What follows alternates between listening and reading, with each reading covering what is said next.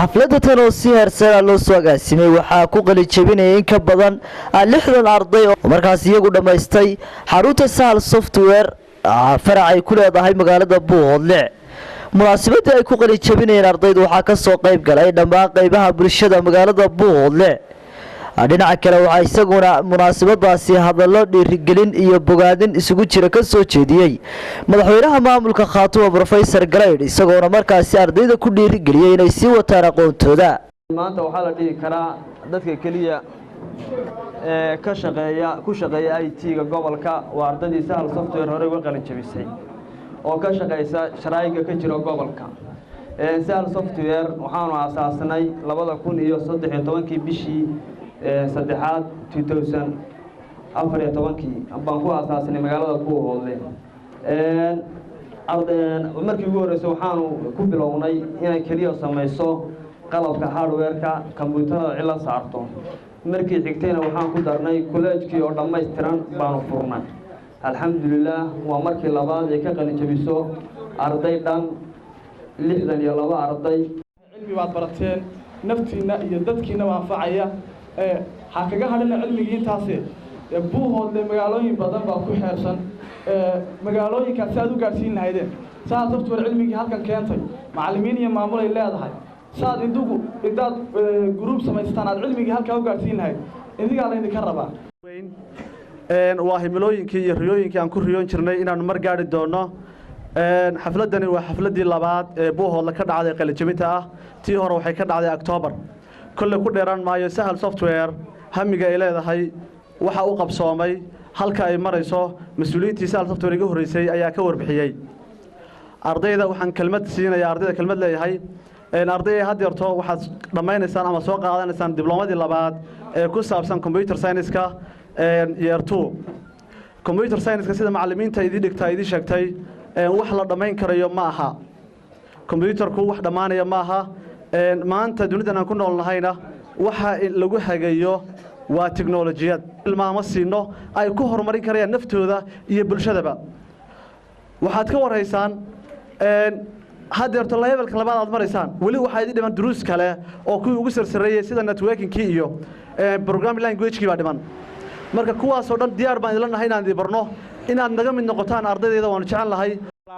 shirkad adeeg intaba Sahal Software aqoon badan bay soo kordhisay khibrad bay kordhisay adeeg badan oo loo baahnaa bay kordhisay hostinka waxay siisaa website fara badan waxay qabataa adeegyo fara badan runaantii hawlaha adeeg ay qabato waga mahad celinayna tan waxbarashaduna waa dheeraad iyana ay qabato iyana waa ka qayb qaadanayna waxaan leenahay aad baad u mahadsantihiin oo aynu tartanaa oo ku tartanaa culumta iyo aqoonta inaan ku tartanaa ayaan soo jeedinayaa. sidoo kale waxa weeye tartanka waxa ka soo bixi kara fikir wanaagsan horumar wanaagsan. halku dhiga jaamacadda Golis ee magaalada Laascaanood waxa uu yahay in la dhiso shacabkuna sida ay u dhisaan dhulka. ogaadina ma celinaya ama kuwa ka yimid Laascaanood ama kuwa Buuhoodle jooga baxda tacliinta baan aad iyo aad ugu mahadnaqayaa waayo eedheerkii baa subax annaga oo magaalada Buuhoodle joogna yaa waxaa ka soo dareeray hablo badan oo dharkii jaalaha sita dawladeennii hore oday reer miyiga mala hablahaas ilaa 60 bay ahaayeen intuu soo weegay wili alla ya qaalma iga dhiga qurux weyna marka maanta waxaan leenahay waynu arkaynaa hablihii raggii waa awal badda tacliinta waa ku ogeyn hablihii waa arkaynaa waxa ku dhacday waxay dhahaan maxaa doonaysaa salayada caafimaad salayada ku qora markay laba bilood digtaan iyo wax allaale wax meesha lagu dhigay waxba ka fahmi waayeenba dhagaa uu soo taagtaageen seedhay naga bedelo bal engineer noo bedelo sa engineer baa loo bedelay saa ka sii daranba waxba ka fahmi waayeen hadhow markii dambe wuxuu ku soo koobantay kuliyadaha yareed artiska ah waxa la yiraahdo BBA iyo international waray aqoontu aayadda quraanka ugu horeysay soo degtay